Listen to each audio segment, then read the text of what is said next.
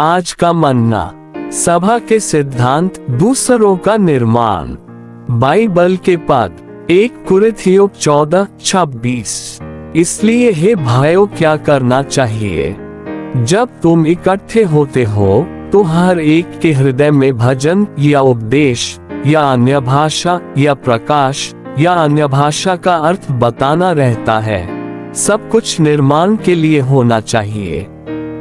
इफिसियों 4:29। कोई गंदी बात तुम्हारे मुंह से ना निकले, पर आवश्यकता के अनुसार वही जो निर्माण के लिए उत्तम हो। सेवकाई के शब्द 1 कुरिन्थियों 14 में पौलुस ने हमें बताया कि सभा का मूल सिद्धांत दूसरों का निर्माण करना है, न कि खुद का। इसलिए जब हम मिलते हैं तो हमें दूसरों का ख्याल रखना चाहिए। यह मायने नहीं रखता कि हम कितना बोलते हैं, बल्कि यह मायने रखता है कि हम जो कहते हैं उससे दूसरों का निर्माण होता है या नहीं। अगर आपको लगता है कि आपके बोलने से दूसरों को फायदा होगा, तो आपको बोलना चाहिए। अगर आपको लगता है कि आपके चुप रहने से दूसरों को फायदा होगा, तो चुप रहें। हमेशा दूसरों का ख्याल रखने की कोशिश करें। यह एक साथ मिलने का मूल सिद्धांत है। अगर आप दूसरों की परवाह नहीं करते हैं, तो चाहे आप बोले या चुप रहें, सभा को नुकसान होगा। आपका बोलना सभा के लाभ के लिए होना चाहिए और आपका चुप रहना भी सभा के लाभ के लिए होना चाहिए।